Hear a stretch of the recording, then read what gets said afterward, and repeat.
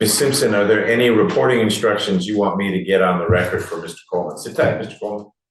Yes, he has his report instructions to report to his Clayton County Probation Office on January 23rd at 8 a.m. January 23rd at 8 a.m. at that address you've got on a piece of paper, okay? Yes, sir. All right, good luck. All right, thank you. Bye. Thank you. All right, next matter is State versus Newsom, 24 SC 004430. Mr. Newsom is represented by Ms. Merchant. Good morning. Good morning, Judge. Good to see you. Good to see you. Mr. Newsom is here, and there is another person up at the podium. Judge, I'm Larry Cohn. I'm also co-counsel with Ms. Merchant on this case. KOHN, Larry Cohn. KOHN. All right, Mr. Cohn. And we have Mr. Miller as the prosecutor. Mr. Newsom, in a moment, Mr. Miller is going to put you under oath. You may have watched what happened with the previous defendant, but it will be similar. A bunch of questions about your rights. You'll need to let us know your responses. If at any point you've got a question or you need to speak privately with Ms. Merchant and or Mr. Cohn, that's fine. Just let me know. I need to be comfortable that you are asking the questions that you have. All right? And you'll need to speak up a little louder for the court. Okay, Yes, Your Honor. for the court reporter. All right, Mr. Miller, when you're ready. Thank you, Your Honor. Mr. Newsom, could you please raise your right hand? You swear or affirm that the testimony you should give in this matter currently before this court shall be the truth, the whole truth, and nothing but the truth. I do. You may lower your hand. Mr. Newsom, please state your true and correct legal name. Joshua Forrest Newsom, And could you spell your first and last name for the record, please? JOSHUANEWSOME.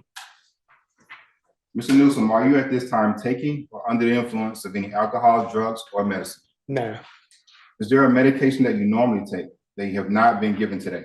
no. Mr. Newsom, how old are you and how far did you go in school? I'm 46 years old. I completed a Bachelor of Science in college. And so you're able to read, write, and understand the English language. Yes, Ms. Newsom, do you understand you are charged with the following offenses in indictment number 24 SC 004430? You are charged with 7 counts of sexual exploitation of a minor pursuant to OCGA 16-12-100, Section B, Paragraph 5. Do you understand? yes, You understand that you have a right to plead guilty or not guilty to these charges. And if you plead not guilty or remain silent, you may receive a jury trial. yes, Mr. Newsom, have you reviewed the waiver of rights form with your attorney? yes, And is this your signature on the second to the last page of this document? yes, it is. Now, did you have enough time to speak with your lawyers about all the facts and circumstances known to you about the charges in this indictment? Yes, Do you need more time to discuss this case with your attorneys? no, Are you satisfied with their services? yes, Counsel, do you waive formal reading of the indictment? Yes. Counsel, do you waive any and all defects in the indictment, including any with respect to your client's name? Yes, we do. Mr. Newsom, have you been arrested on these charges? yes, The state is unaware of any outstanding warrants related to these charges. Do you or your attorney know of any outstanding warrants related to these charges? no, Mr. Newsom, has your attorney advised you of the minimum and maximum sentence for each charge you are pleading guilty to today? yes, So for example, the charge of sexual exploitation of a minor, there's a sentencing range of 5 to 20 years in custody. Do you understand? yes, You understand that this is a negotiated plea, which means the state will recommend to the court the following sentence. For count 1, sexual exploitation of a minor, 10 years probation. Count 2, sexual exploitation of a minor, 10 years probation. Count 3, sexual exploitation of a minor, 10 years probation. Count 4, sexual exploitation of a minor, 10 years probation. Count 5, sexual exploitation of a minor, 10 years probation. Count 6, sexual exploitation of a minor, 10 years probation. And count 7, sexual exploitation of a minor, 10 years probation, with all counts to run concurrent with one another. However, the court does not have to accept this recommendation. The court can sentence you to the maximum on each charge and can run those sentences consecutive or concurrent. Do you understand? Yes. Do you understand that if you're currently on probation or parole, your probation or parole may be revoked based on you entering a guilty plea today? Yes. You understand that if you're placed on probation of any kind, you cannot violate any criminal laws of any governmental unit or any special conditions or probation without being subject to revocation for the balance of the sentence. Yes. Mr. Newsom, do you understand that you are not allowed to possess or use a firearm while on probation? Yes.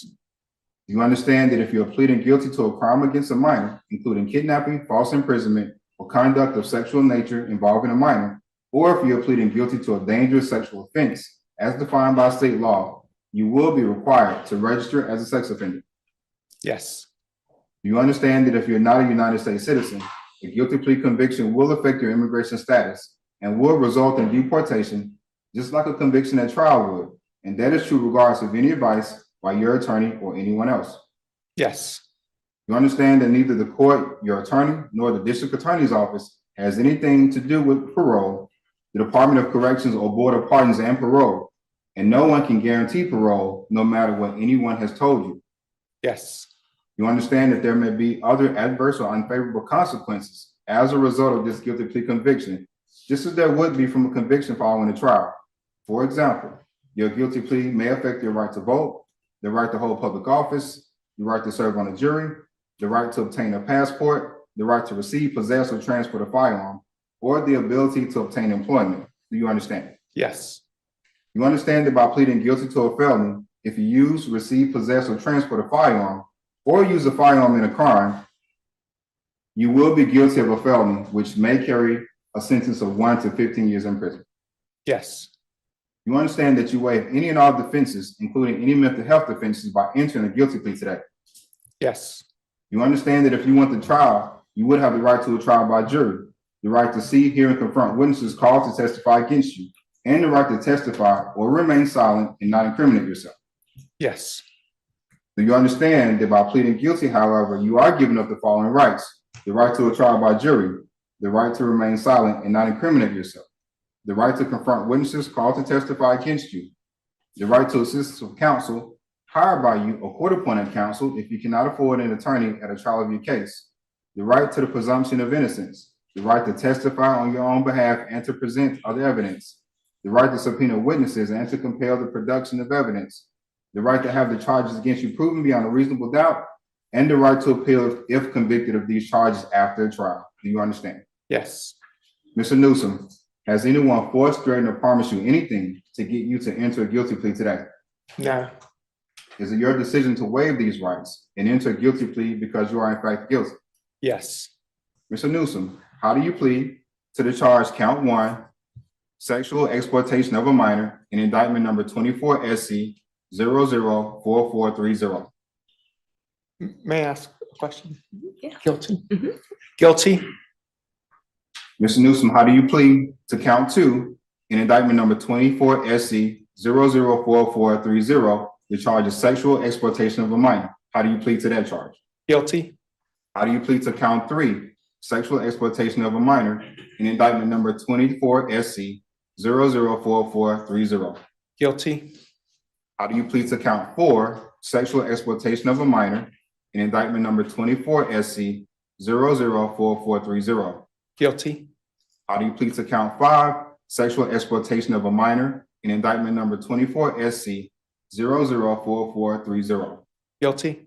How do you plead to count 6, sexual exploitation of a minor, in indictment number 24 SC 004430? Guilty. And how do you plead to count 7, sexual exploitation of a minor, in indictment number 24 SC 004430? Guilty. Mr. Newsom, Is this guilty plea freely and voluntarily given with full knowledge of the charges against you? Yes. You understand that you may only have a limited right to appeal this guilty plea conviction. Yes. You understand that you have only 4 years from today's date for a felony charge to file what is called the habeas corpus petition, challenging the constitutionality of this guilty plea. Yes. You understand that you have a right to withdraw the plea, but you have to do so before the term of the court expires. Yes. You understand that you have 30 days from the date of the sentence being entered to file a direct appeal. Yes. And Mr. Newsom, prior to entering this plea, what I'm showing you is a document that is labeled General Conditions of Probation. Did you go over this document with your attorneys? Yes, I did. And Mr. Newsom, are these your initials and is this your signature on the last page of this document? Yes, it is. Mr. Newsom, does your initials and your signature on the last page of this document indicate that you agree to adhere to the terms and conditions listed in this document? Yes. Mr. Newsom, what I'm now showing you is a document that is entitled Sex Offender Special Conditions of Probation. Did you go over this document with your attorneys? Yes. Now, is this your initials and is this your signature on the last page of this document? Yes. Does your initials and your signature on the last page of this document indicate that you agree to adhere to the terms and conditions in this document? Yes. Mr. Newsom, what I'm now showing you is a document that is entitled Department of Community Supervision's Restrictions for Computer Usage. Did you go over this document with your attorneys? Yes. Mr. Newsom, are these your initials and is this your signature on the last page of this document? Yes. Does your initials and your signature on the last page of this document indicate that you agree to adhere to the terms and conditions here in this document? Yes.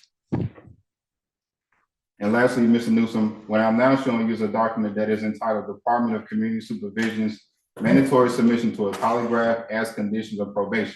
Did you go over this document with your attorneys? Yes. Did you have any questions regarding this document? No.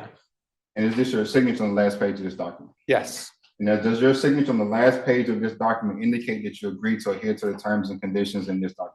Yes. Thank you, Mr. Newsom. May I ask a question? Can I talk to you for a second, if you don't mind, Your Honor? In regards to the conditions, I believe there may be one page that sounds like we may be missing out of those conditions that. Okay, let's clear that up so we're not overlooking anything that needs to be included.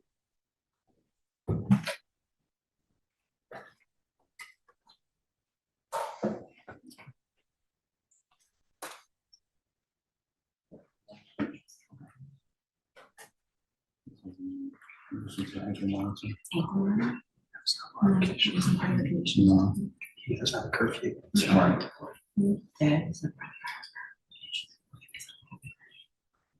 That's a registered requirement. It's not a registered requirement. Yeah.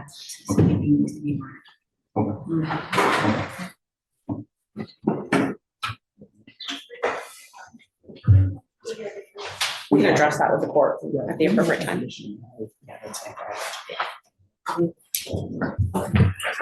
Can we keep going? We can, Your Honor. Okay.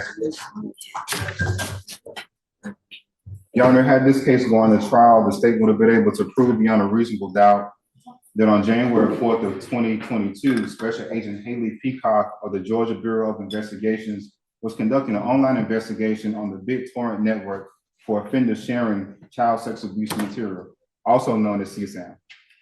Special Agent Peacock directed the investigative focus to a device at IP address 99.29.82.204 because it was associated with 70 torrents of interest. The subject using the IP address was observed on the BitTorrent network as being in possession of 100,000 files of interest, of which 14,000 of those files were categorized as severe files. Now, severe files are files with hash values that are known to law enforcement to depict images or video of child sex abuse material. Now, they are generally labeled as being severe because they involve sexual abuse of children. Of the 14,000 severe files, 7,000 of the files depicted abuse of children. Special Agent Peacock noted that law enforcement was running undercover tools in the Big Torrent network. Investigator Mike Duncan and investigator Jason Brooks received downloads of child sex abuse material from the targeted IP address by way of peer-to-peer sharing.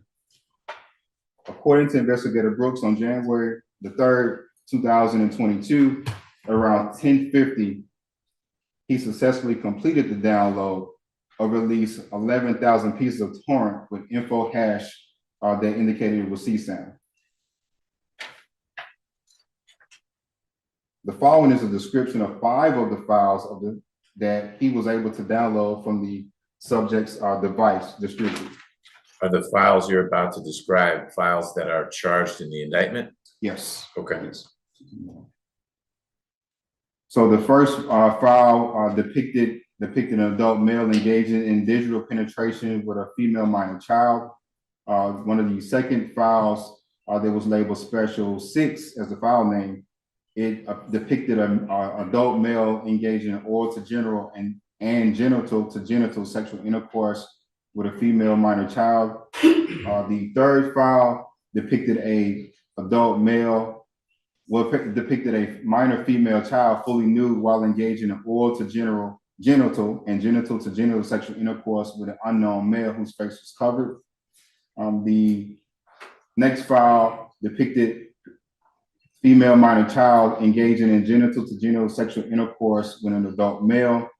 And then the other file, the last file, depicted several female minor children engaging in genital to genital sexual intercourse with an adult male. Investigator Mike Duncan had indicated that he was also able to download files from the suspected IP address as well. Here's the description of 2 of the files that he was able to download. One file depicted an adult male engaged in oral to genital and genital to genital sexual intercourse with a female minor child.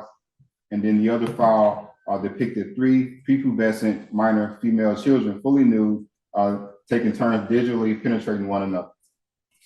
On January 21st, Special Agent Peacock received a subpoena response from AT&T in reference to the subscriber information associated with the IP address that she submitted on January 4th. The subscriber information indicated as follows: the return information coming back to a Joshua Newsom at 70 Northern Court in Johns Creek, which is in Fulton County. On Tuesday, February 15th, Special Agent Peacock obtained a search warrant for the residence. And during that time, they were able to see several digital devices. However, there were several that were seized in triage for child sex abuse material that did not possess any child sex material.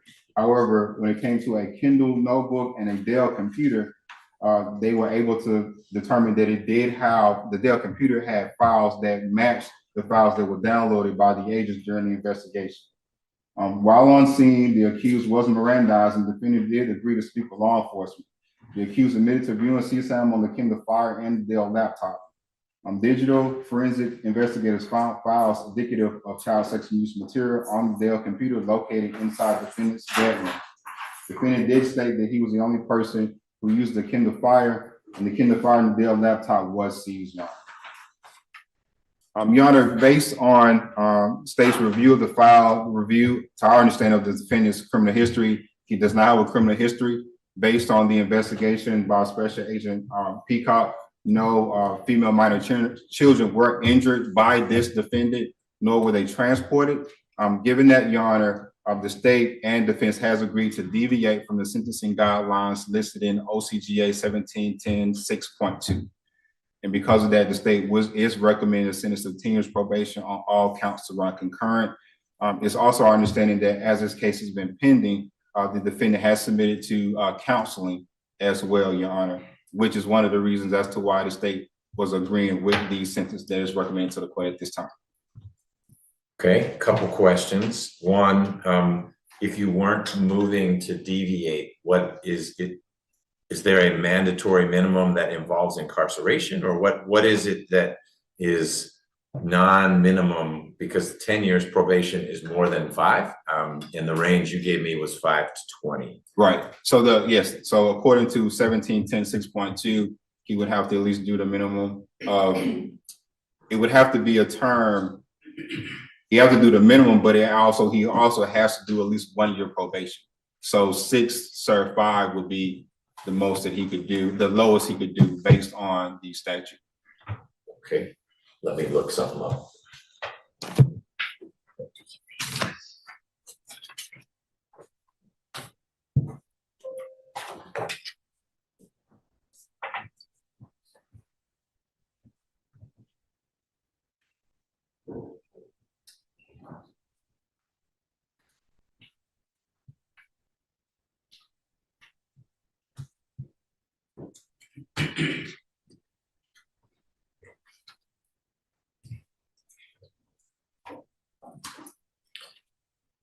Okay, other question, you didn't indicate any special conditions of probation independent of the whole roster Yes. of the items that Mr. Newsom is signing up for. Were there any additional, or you're satisfied that the sex offender conditions of probation, and I think you had another list of conditions, that addresses whatever concerns the state has? With the addition that the defendant, thank you, Your Honor, with the addition that the defendant continue to undergo counseling and treatment as he has been doing so as his case has been pending. Okay, I'll need that to be a little clearer, in particular for Mr. Newsom.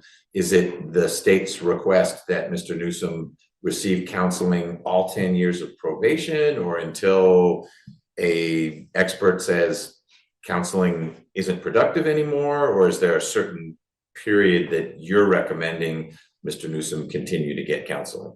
Your Honor, because this case has been pending for the past 3 years, then I would submit that it will be after the counselor has indicated that counseling is no longer needed for Mr. Newsom. And I can provide some clarity on that maybe as to what he's been recommended for, if that helps the court. That'll be helpful. I'll let you get to that in the Perfect. natural flow of your presentation. I Okay. just wanted to make sure there was nothing else Wonderful. from Mr. Miller. Thank you. Thank you, Your Honor. Ms. Jackson, good morning. Do you have any criminal history information on Mr. Newsom? Your Honor, he does not have any prior arrests on file, nothing in addition. Thank you. Okay. Ms. Merchant, I'm much more familiar with the federal statutes, and we wouldn't be talking about probation with Mr. Newsom. I don't know why the GBI took this case state rather than federal, but here we are, and we're in the state domain. I don't read 1612-100, which I'm looking at for maybe only the second time, as having a mandatory anything. So I don't know that I'm not disagreeing with Mr. Miller, but I don't know that any sentence sheet that I fill out, final disposition, needs to invoke 1710-6.2, because I think 10 years probation falls within that range of 5 to 20, and more germane to the point I'm making, I didn't find any language in 1612-100 that says it's not probatable. It's the standard. It's like aggravated assault, 1 to 20, but you could probate it. So I agree with your reading. okay, all right, and it doesn't change anything the state's recommending. I'm just not going to have 1710-6.2 appear on the sentencing sheet, because I wouldn't deviate on anything for Mr. Newsom. I'm not being asked to deviate. I think if you were trying to get a 2-year probated sentence, I'd need to invoke that, but it's only probation, but it's in that range. So that's where I fall on that. It doesn't change the outcome. I just want to have it be as legally accurate as possible. So Ms. Merchant, what you want to share, or Mr. Cohen, I don't mean to say you're in charge. You guys share with me what you want about Mr. Newsom and this situation. Thank you, Judge. I just want to go over a little bit about what he has done, because I think his taking responsibility immediately for this action has led to where we are today and the recommendation from the state. He has also done a lot of treatment because he was willing to take responsibility immediately. This was a download of adult pornography that had what they ultimately found were 7 images that were child sexual abuse. There's no evidence that he was actively searching for specifically volumes of child sexual abuse, but he has freely admitted that he uses pornography and has sexually compulsive issues. He immediately sought treatment. immediately took responsibility for this. One of the reasons he's been able to do so much of the treatment, unlike a lot of clients, is he made an admission. So a lot of times we have to get a psychosexual evaluation, but we're not allowed to start treatment because there's no admission. He said, I don't even care if it can be used against me later in court. I'm going to go ahead. I need this treatment. I'm going to go ahead and make an admission. And so he did that back in 2022. He had the psychosexual evaluation by Dr. Kennel Reiner, who is a licensed psychologist, a doctor, a PhD. Can you spell his last name for the record? And it's Kendall, Kendall. Last name is Reiner, Reiner. And she actually did the evaluation in March of 2022. And she recommended him for treatment. At that time, she found that based on his psychosexual evaluation, he had about a 4% risk of reoffense. He had one of the factors present. She recommended him for the full 7-phase treatment plan, which is what we normally see. We don't see it this phase. It's normally later on because most people do it on probation, but he actively engaged in it. And he's actually completed 4 of those 7 phases. He's done 77 classes for that already. So he's done a lot. And she has presented us a letter. We've given it to the state, sort of updating the state as he's gone along with the treatment. But some of the things that I just wanted to highlight to the court was he takes full responsibility for his offense. He has done so since he started treatment. He has included his family in the treatment process, and his wife and his oldest son are here. He has younger children that it's not appropriate for them necessarily to be here, but they have all known about what's happening. And that's one of the things that we see with people reoffending. They're keeping it secret from people. He has not done that. He's actively owned what has happened in this case. And so because they're involved in therapy and because they've been involved in this, Dr. Reiner thinks that he is a very low risk, even further than that 4% back in 2022.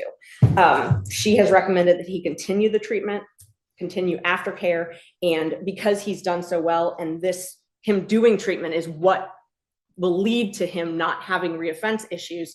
That's why the state and the defense has agreed to this and thought that this was an appropriate sentence.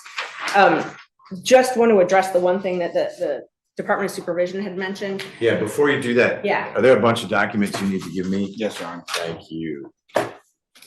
Appreciate it. Let me add one other Yeah. thing. Judge, if I can just add, just so that you know a little bit about him, he's 46 years old. He has, as the state indicated, there's no criminal history. He's been married to the same woman since 1998, gainfully employed for the last 27 years, 24 with one company, 3 with another company as a software engineer. He's got 4 children, 2 of which have significant health disorders. He's the sole provider for his family. His wife also is here, who has some medical conditions as well, some immune and some, I guess, muscular issues would be the best way I can phrase that. 2 weeks after he was arrested is when he sought the evaluation, the psychosexual that Ms. Merchant mentioned. We believe that he's a terrific candidate for probation, as does the state. I would like Ms. Merchant to elaborate on the provisions the probation officer had brought up. How old are the other kids in the household? At this point, 15, or they're 20, I think one would be 25, one would be 20, one would be 15, and the other would be 13. So the 15 and the 13-year-old, those are the ones that reside with him at home. 16, And the 14. 16 and 14, I'm sorry. Time has passed. Time has Time has passed. 16 and 14, boys or girls? Boys. And the state has agreed that that will not be an issue for him to live with them. We've also already pre-court today checked with the Fulton County Sex Offender Registry. His house is sex offender compliant, so there are no issues in terms of that. When you say his house is, not meaning it's got the right appliances, No, but it it's not near a resides- park, it's not exactly. near a church, Its whatever. location is compatible with the code section. Okay. Good thing to do. All right. So there was something about the special conditions you wanted to discuss. Yes, I just wanted to mention it because probation had brought it up. So this, essentially, it doesn't apply in this case. Probation presented this additional condition of probation document about electronic monitoring. It says that if he is declared a sexually dangerous predator under 42-1-14, which he's not, if he is ordered by the court to wear a GPS monitoring system, then this would apply. That's not part of our negotiations. That's not something that has been discussed as part of this negotiated plea, so it wouldn't Okay. apply to us. Officer Evans, I don't want to set Mr. Newsome up for failure if I exclude an ankle monitoring condition, because it doesn't seem like it quite fits in this scenario, is that going to create friction with DCS? No, Your Honor, that's what I was gonna announce, that was only if in fact that Your Honor had ordered that, then that condition would have needed to be. Okay, but it's good that you flagged it so there weren't surprises. He's leaving. You're like, wait, we got to put this on your ankle. Thank you. Yes, Your Honor. Okay, got it. Okay. Anything else, Ms. Merchant? No, thank you, Judge. So, Mr. Newsome, this is a difficult situation for you. I am sure you're here in public. You're being live streamed. People are hearing about things you did that have no pleasant aspect to them. And I appreciate Ms. Merchant doing her job, which is to say, hey, there were only 7 images. It's actually not what I heard. What I heard was that there were 14,000 files. I have a little background in this space, so I get it when they talk about hashtags and severe files and this and that. And so my first observation is 100,000 files is a big old collection. But I appreciate the observation that it wasn't exclusively child exploitation material, but it's not that there were 7 out of 100,000. It's a higher percentage of that, and it's a percentage level that says to me that anyone who was even mildly curating his collection would have realized what it was. And while I appreciate Mr. Miller saying there's no evidence that you harmed anyone, consumption and distribution and trafficking is harming because it's perpetuating the victimization of those little boys and girls. And it sounds like it was mostly girls. You never laid hands on them, but you made it available to others, and it may feed their habit that is of a sexually violent nature. And I'm not telling you something you don't know. And that's the part that's too bad about this. You are a smart, successful person on many other fronts. But I will add this, I'm not condemning you. You are wired differently than some people because you were doing these things because of compulsions. That doesn't excuse it, but there's a reason why these cases are exceptional, because it's not what everyone does. And I think it's a good sign that you immediately elected to receive treatment and that you were open and honest about it with the people you care about, your family, et cetera. But it is a scarlet letter that you'll be wearing from here on out. You will be required to register as a sex offender. People can look your name up and it will show at 123 Main Street, whatever your address is, there's a sex offender who lives right there. And that's stigmatic, appropriately so, but that's just something that you're gonna need to work through during the duration of your sentence in this case. And I need to make sure you understand that so that you don't tomorrow call Mr. Cohen or Ms. Merchant and say, wait a minute, I didn't know that was gonna happen. We need to undo this situation. You appreciate that there are these ongoing consequences. I may never see you again, but this sentence sticks with you for a number of years. Yes, Your Honor. Okay. Is there anything that you want to share with me? And you may be speaking to a different audience, but you and I are the ones having the conversation. But there may be things that you want people to hear about this situation.